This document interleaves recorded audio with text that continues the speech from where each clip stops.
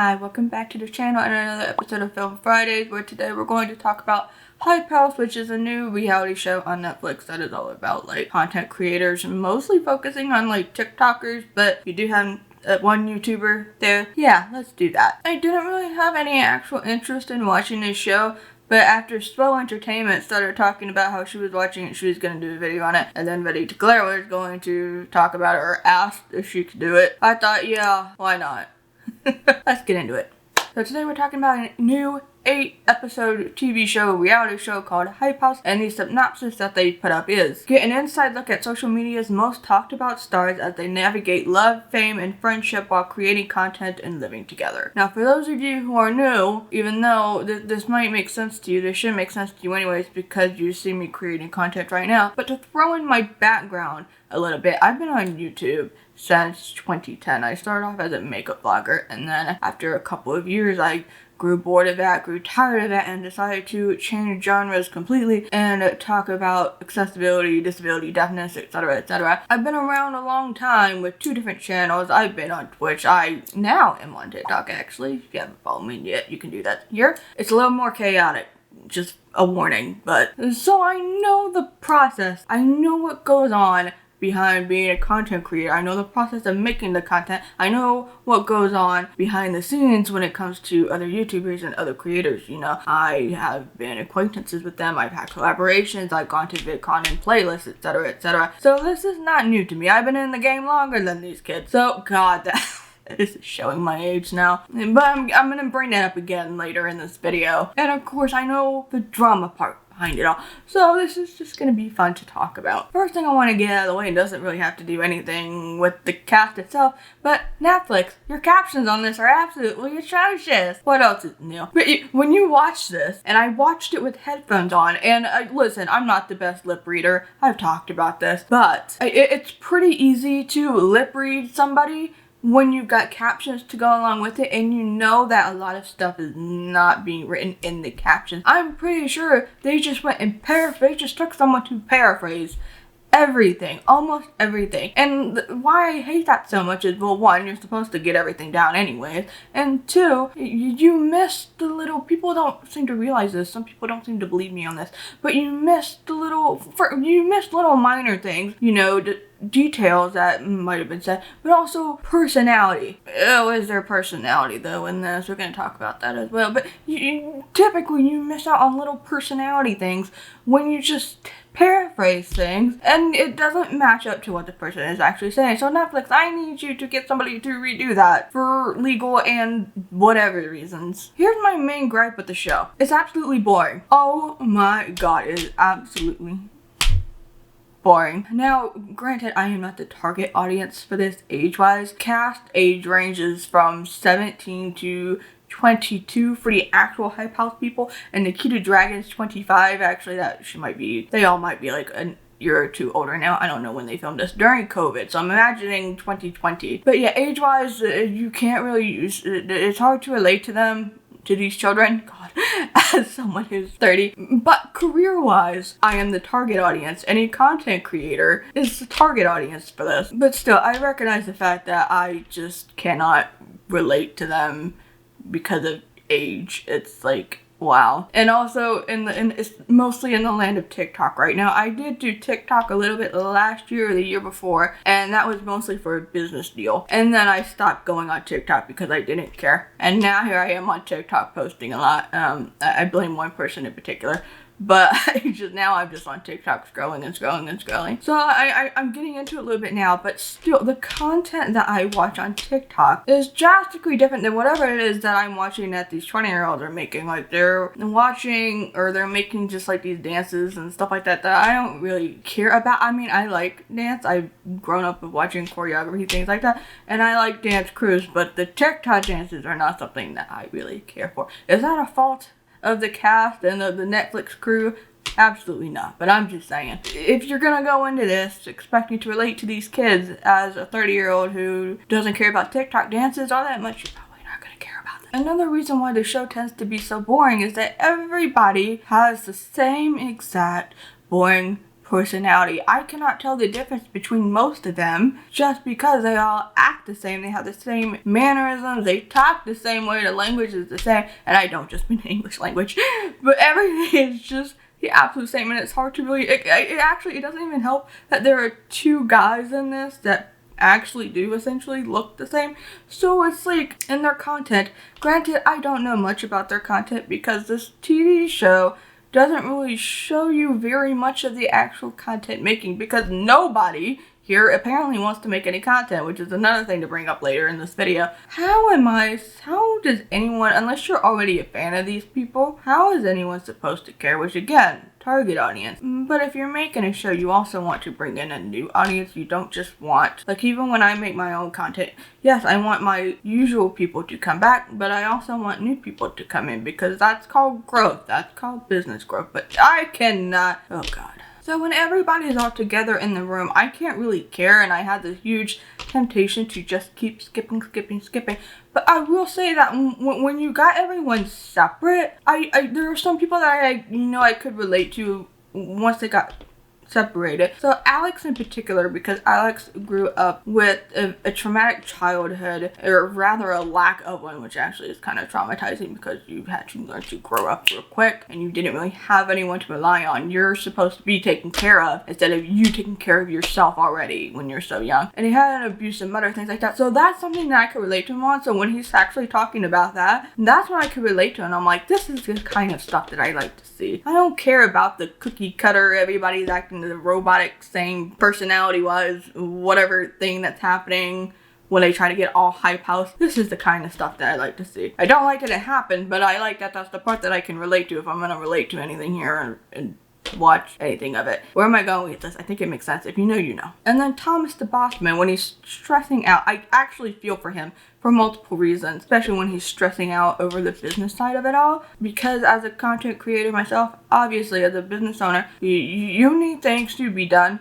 And you need things to grow, to get better. And to add to it, when you're a disabled content creator, it is that much more stressful. Granted, I'm running a one-woman show with just myself doing things and somebody having to take care of 10 plus people. It seems that it's going to be even more stressful. So I can't imagine having to be businessman with a bunch of people in one household and trying to make sure everybody does what they need to do. That said, what is he doing now? There are a lot of things that just made me think, are you running a business or are you just sharing a house with friends, with roommates? Both of things can get annoying when they're not doing what they're supposed to be doing, but you are the boss man, Thomas. So, imagine Amanda, Solar Entertainment, was talking about this on Twitter or on Instagram stories. I can't remember exactly where, but there's this whole issue with Hype House was founded by two people, and then one of them decided to go their own way, and they weren't making content. They are all living in this $5 million mansion, and all you gotta do is make 30 seconds of content,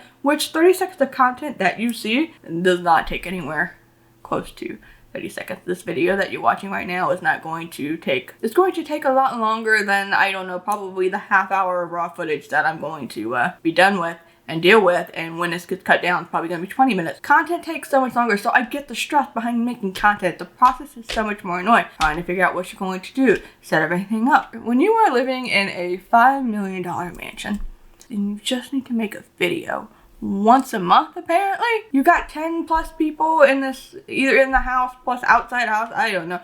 And you are just like, I don't wanna do it.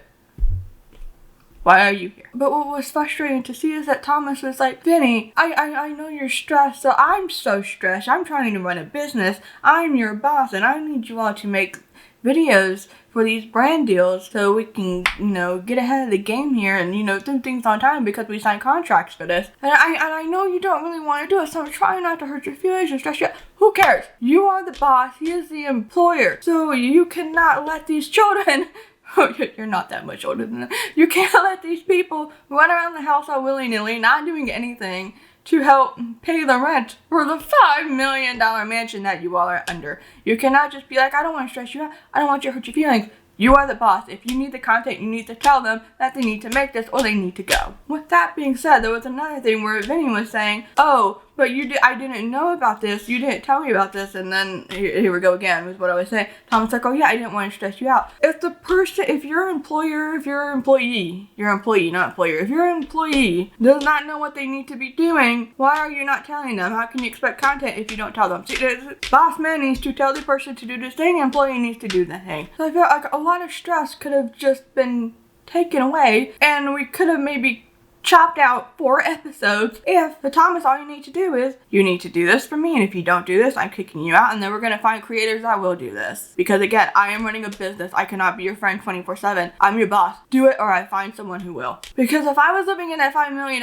mansion, granted, I would not want to live with like 10 other people. Goodness gracious, no. I would be making the content so that I could stay in this $5 million mansion if I don't have to do much else. But that doesn't sound like a bad deal to me at all. Also, one of my favorite parts that I did see was Nikita, who wanted to do a collaboration with 2 of the people in there, but one of them being Alex, and Alex was like, come at 1 o'clock. Okay, I will come at 1 o'clock, and Alex is making sure, Nikita, is it your 1 o'clock, or is it at the actual 1 o'clock, because you're known for being late? I will be here at 1 o'clock, and it just shows up 2 hours later, and is in a bad mood now because Alex already had other schedules lined up. He made that known before they confirmed everything, and Nikita is still upset. Because Alex is like, I can't do it. You were supposed to be here at 1. It's 2 hours late. What do you want me to do? And then she gets all huffy and puffy and walks out. She's like, I'm over it. You don't get to be over it. Alex is the one who gets to be over it. You were the one that was supposed to show up at 1 o'clock. Do what you need to do. This is coming from someone who shows up 30 minutes early to like practically everything. Sometimes even an hour, because my brain is just like, I need to go. That standard time does not apply to the beginning. It applies at the end when we all stay until 2 a.m. until all the lights are out or the cops are called. One of the really big things about this show is about the fact that they started, again, Hype House started as 2 people. And the main people in this are Thomas, Bossman, and Chase, the other co-founder of the company, who decided to go to another house to kind of backstab the house members, and then went to his own house. He wanted to focus on his own music career, right? Eventually, by the time you get to episode 8, there's a lot of frustration with everyone because everybody's kind of separating. They used to be so close. I don't know how long Hype House was a thing before they started to make the show and things were kind of falling apart, but there was talk about cliques. Oh yeah, creator cliques are huge. Everybody, this was especially a thing back in like 2016, especially when British YouTube was like popping off, and God, you know, everybody was like collaborating together, making story times or whatever. Vlog Squad was a thing, right? Everybody's thinking, oh my God, I want to be a YouTuber, and we're gonna make all these friends, and and everybody sees everybody together at like VidCon playlists, things like that, and everybody's expecting like this big old happy family with a bunch of YouTubers.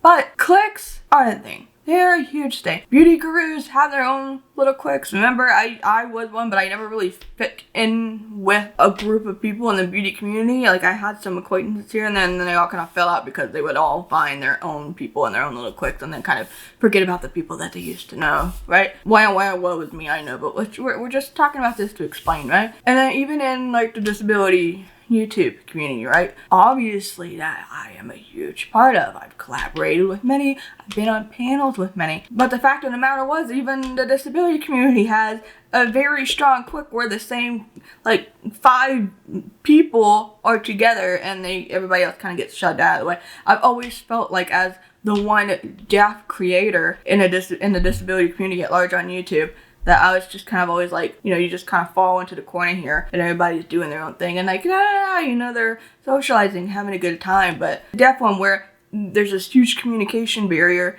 language barrier, well, I guess language barrier if you want to be like, hey, why doesn't anyone know ASL?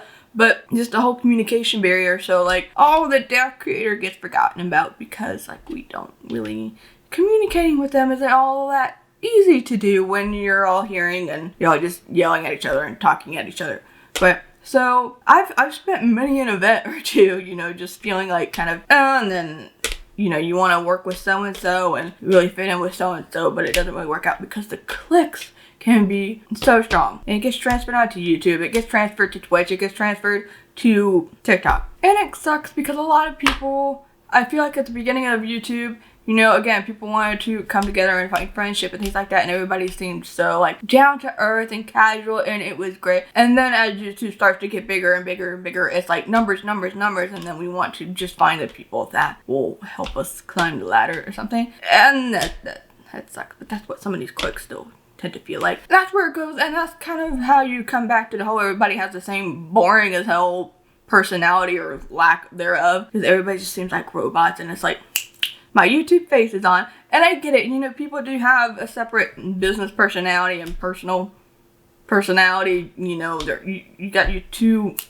faces on, you gotta switch on and off, but still kind of sucks. And that's not to say that there aren't genuine relationships when it comes to content creators, you know, YouTube, TikTok, even in this show, like Nikita and Larry were friends before Nikita was even introduced to Hype House, so like you would feel like there's a genuine connection there, and maybe there is. I don't know them personally, but so it does happen. The unfortunate thing is it can't be tarnished once you bring business into it. It's like a lose-lose situation sometimes. And then the last major thing that they kind of talk about in this is the whole cancel culture thing, a term that I cannot stand anymore. You know, they talk about how it's frightening to have your face in front of hundreds, thousands, millions of people, depending on your numbers. And you have to be careful of every little thing or do that you say. It's frustrating. I know it. Everybody knows it. Everybody that makes content and it gets out there to the masses knows it. But when some of the things that they were talking about, and I don't think this is, well, I don't know. I don't know if this is so much an issue of the cast members themselves while filming, or if it's post-production editing team doing this. It seemed like some of the headlines that they would pull up at the same time that people are talking, the cast members are talking about like, oh my god, so I got cancer for this and da-da-da. And then the headlines that they would choose made it seem like they're like, oh my god, what I got in trouble for was absolutely nothing. Some of these allegations were like, you know, partying, having a huge party while COVID was a thing before. Well, COVID is still a thing. But I mean, like, in the beginning stages, when we didn't even have vaccines yet, so that was like in 2020, a lot of YouTubers were still going out, partying and things like that, going unmasked and traveling, doing whatever as if nothing was actually happening. And then the blackface allegations and things like that. So in that editing portion, I kind of looked at it like, are they trying to make it seem like this is ridiculous that they were trying to be held accountable for that? Or, oh no, it seems very, very weird to me. And obviously those are huge problems. At the same time, or whatever, yeah, it can be stressful to be like, oh my god, I have to make sure that nothing bad happens. Like, I don't say, you can just say the simplest wrong thing and somebody's not gonna like it, you know? And there was one thing in particular that really stood out to me when they were doing a prank video and the twin was kissing somebody, thinking that girlfriend was cheating or whatever. Somebody was being sent death threats, like DMs were completely filled with death threats. Like, oh my god, not just, oh my gosh, you helped someone think that they were being cheated on or whatever, but just, oh my god, you kissed this one guy that I'm completely infatuated with. He has no idea who the heck I am. But how dare you need to die, da, da, da, da, and I'm gonna come find you. That's the real scary side of being a content creator, and everybody thinks that they have this hold on you and they can just, you know, tweet you whatever, message you whatever, and then they get upset if you don't reply, or if you're like, can you not do that? I mean, we all remember what happened with Christina Grimmie, right? So yeah, something like that is incredibly frightening to think about. So conclusion, there were some things in this show that I like seeing because it kind of showed the dark side of being a content creator, you know, things that you have to worry about, and then things that people probably don't think about, like, oh, clicks and things like that. Well, actually, I feel like that might be a conversation that has come up every once in a while, but things I thought maybe we could have seen that. I mean, it's 8 episodes. These 8 episodes felt like you watched way too much and you also watched nothing at all, and it just kind of dragged on and you got nothing out of it. Really, I would have liked to see more of a process of like what actually goes on behind content creating, but for that you need people that are actually going to create content and not just sit under the roof, under a $5 million roof, and then complain about making content. Trust me, as a disabled content creator who has not been able to make much in this last year, and I get burnout and I get the struggle, but you've got 10 other people in this household that can help you out, and again, $5 million roof. So I would like to see more of the process that goes behind content creating, because people think that this is so simple and takes no work at all. I mean, if you're that kind of person that's just going to like shoot something and then upload it straight as is without editing, that's easy. To actually sit down and come up with something that is hopefully going to, you know, do something and help you grow. That's a process that I think people should see more of. But overall, I still find this to be so boring of a show, and I don't know if season 2 is going to happen. But to be quite frank, I think I've done my job. I watched the video about YouTube. I filmed an episode for Film Fridays, and I'm uploading it, and I don't really think I have the desire to go through a season 2 again. Maybe if a friend shows up, you know, like to support a friend or an acquaintance if they pop up in an episode, but I'm just kind of like, I'm good. If you're really big about TikTok and you're, you know, the same age as these people and you like them, give it a go. If you're the same age as me and your content that you make and what you watch is completely different, probably not gonna be for you. But let me know what you think about Hype House if you've seen it. I will link Swell Entertainment's video down below because I believe we're uploading on the same day and she captions everything. So you can get 2 different perspectives as well. I have no idea what she's gonna say in her video, so I'm excited to see that. If you have not yet subscribed to the channel, you know, for more Film Friday episodes and things like that, be sure to do that. Thank you for taking the time out of your day to watch this video. I really do appreciate it, and I will see you later. Bye.